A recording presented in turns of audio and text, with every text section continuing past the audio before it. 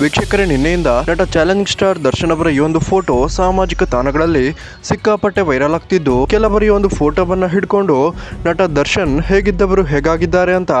ಹೀಯಾಳಿಸುವಂತ ಪ್ರಯತ್ನವನ್ನ ಮಾಡ್ತಿದ್ದು, ಇನ್ನು ಕೆಲ ಮಾಧ್ಯಮಗಳು ಇದೇ ಒಂದು ಫೋಟೋವನ್ನ ಹಿಡ್ಕೊಂಡು ನಟ ದರ್ಶನ್ ಅವರಿಗೆ ಅವಮಾನ ಮಾಡುವಂತ ಪ್ರಯತ್ನವನ್ನ ಮಾಡ್ತಿದೆ. ದೇಶ ಮತ್ತು ರಾಜ್ಯದಲ್ಲಿ ಸಾವಿರಾರು ಸಮಸ್ಯೆಗಳಿದ್ದು, ಅದೆಲ್ಲದನ್ನ ಕೂಡ ಬಿಟ್ಟು ನಟ ದರ್ಶನ್ ಅವರ ಈ ಒಂದು ಫೋಟೋನ ಬಗ್ಗೆ ಎಲ್ಲಾ ಪ್ರತಿಷ್ಠಿತ ಮಾಧ್ಯಮಗಳಲ್ಲಿ ಸಿಕ್ಕಾಪಟ್ಟೆ ಚರ್ಚೆ ಆಗ್ತಿದ್ದು, ನಿಜಕ್ಕೂ ಇಂತಹ ಮೀಡಿಯಾಗಳಿಗೆ